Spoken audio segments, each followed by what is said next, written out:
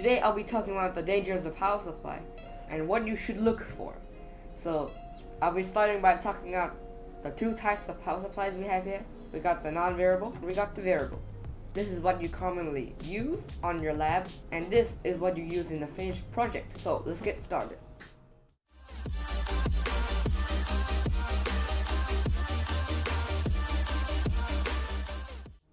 So we'll start with the variable because this thing has much more safety features. As you can see, this is the one we reviewed on the last two videos, and this time we'll be dissecting it.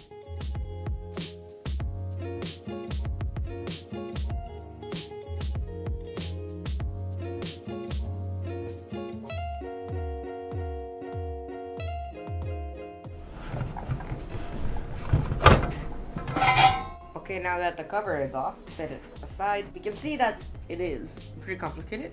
I would not like to touch any bare circuits in case a capacitor is charged, because that can shock me. Okay, so now that we have it open, let's go even deeper. Let's take a closer look. So the dangers, we have the entire thing. Actually, I would say it's this part here, half here. This is where it connects to the main. You have the inputs here, going to here, and you have the famous full bridge rectifier. The full bridge rectifier. Full bridge rectifier. And then you have the capacitor, and then we have transformers that step the voltage down. They use PNW to do that. PMW. Yeah. PWM. And from the look of thing, I see an MTC already, so that thing protects from heat. And we got a fuse compartment. So we got this fuse compartment with spare fuse and a fuse in the fuse compartment. And the fuse in the main here is the one that gets inserted. This is just for storage. The fuse we use is, I would say, 15 amps. So if you're thinking of buying this model, you should buy extra 15 amp fuses just in case you screw up. And yeah, and then you have control circuit here, which is not dangerous, but you have this capacitor here inside that is connected to the output and input. And if you're thinking of linking these, make sure to remove that thing, because my one blew because I was linking two together. This thing is rated for 50 volts, so don't make that mistake. Or you change the capacitor, which I did, so it can handle like 60 volts.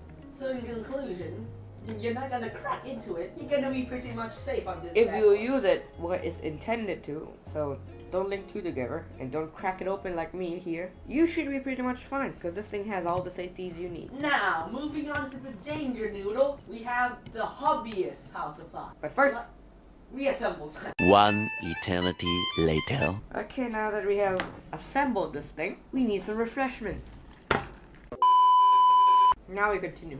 So next type of power supplies Is also a switching power supply. This one. So why is this one inherently more dangerous? Exposed, you have to connect it yourselves, no plugs. I'm not gonna crack this thing out because same fundamentals, just this thing has a locked voltage. So here you can already see exposed metals. This is where you connect your live wires. These 3 ports here, live, neutral, ground. Make sure to connect ground because before this thing becomes a box of live wires. So in this thing, grounding is very important because this whole thing, yeah, it's metal. So if a live wire touches metal, you touch it, you go to heaven or hell. And so this thing is just, yeah, this thing is just, don't crack it open. Always put a ground in, and yeah, there should be no problem. All the capacitors are rated correctly. So yeah, this one is a walk in the park. Just remember, do not crack it open and connect them correctly, and you should be fine. No electrocutions for you today. So now that we cleared up all of our types, we're done. So thanks for watching, and stay tuned for the next video. Bye!